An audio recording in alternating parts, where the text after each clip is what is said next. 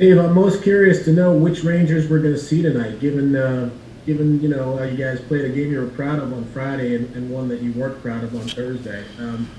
What any indications as to what version we're going to see? That's a good question. I'm fully anticipating seeing the Ranger team that you saw the other night, and hopefully a little bit better. Next question comes from Molly Walker. Molly, go ahead. Morning, David. Who was your starting goalie tonight, and any notable line changes you'd be willing to share? I'm surprised that wasn't the first question, Molly. Shestley will be in net tonight, and there'll be no other lineup changes. Next question comes from Mark Roseman. Mark, go ahead. Hey, Coach, I know it's not the be and all in stats, but goal differential. You take a look at your goal differential, and it's better than 3 of the 5 teams above you in the standings. There's only one other team that's not currently in the playoff spot that has a plus. When you look at that, what goes through your mind? It's kind of baffling to me.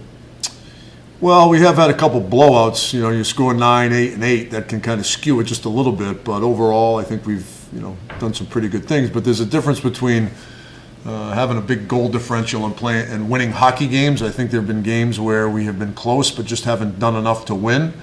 And I think that's part of something that we're learning to do. And it's something that we focus on and talk about, and playing winning hockey. And we're going to be testing on it tonight.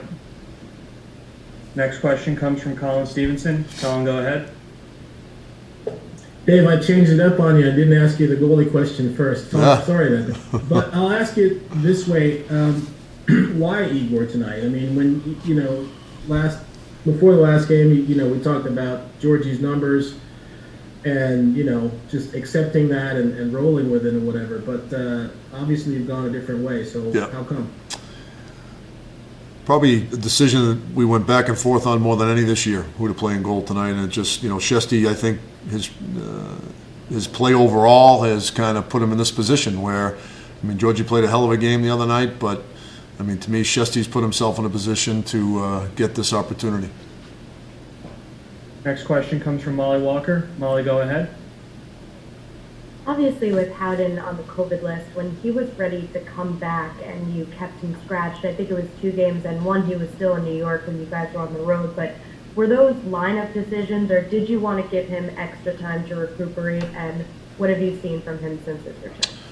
Well, we've liked his game since he's been back. I think it was a little bit of both, Molly. Give him a chance to, play a little bit more. Again, COVID strikes everybody differently, so, you're always talking to the medical staff when someone recovers from it, and talking to the player, and that certainly played a part of the decision, but we also felt good about our lineup. So it was a combination of those things. Next question comes from Alan Creda. Alan, go ahead. Hey, Coach. You said Alan? you're not seeing this for 2 months. Was it almost a relief for the club to just play a different opponent in this weird schedule? You see 3 times in a row. I wouldn't say a relief to play the Islanders, but it was nice to see someone a little bit different than the teams we had been playing. And final question goes to Molly Walker. Molly, go ahead. David, UMass and Zach Jones won the national championship last night. Curious if you watched the game, and if you did, if you could share your thoughts on what you saw from Jones. Yeah, he's had a terrific college career so far. He's someone I'm a little bit familiar with, watching him play before he got to UMass, and he certainly has been a very, very